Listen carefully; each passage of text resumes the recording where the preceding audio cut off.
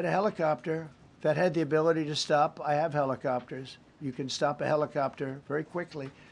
It had the ability to go up or down. It had the ability to turn. And the turn it made was not the correct turn, obviously.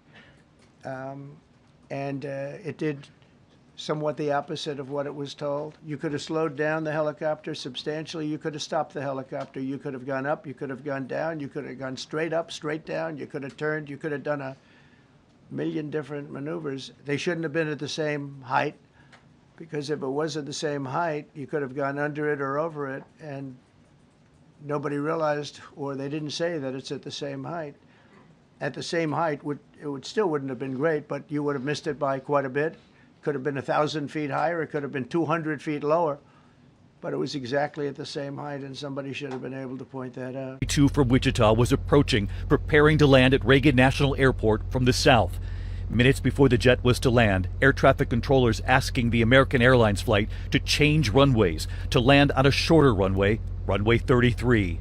The pilots agreed, and air traffic control clearing them to land. The pilots adjusting their approach and prepared to come in for landing. Reportedly less than 30 seconds before the crash, you hear air traffic control also ask the crew piloting the Black Hawk helicopter if they saw the regional jet. The helicopter pilot says yes. S25, get the CRJ in flight. S25, have fun, it's CRJ. S5 has an aircraft in flight for separation. The controller makes another radio call to that helicopter, telling them to pass behind the CRJ, the regional jet. There was no reply. Seconds later, the collision.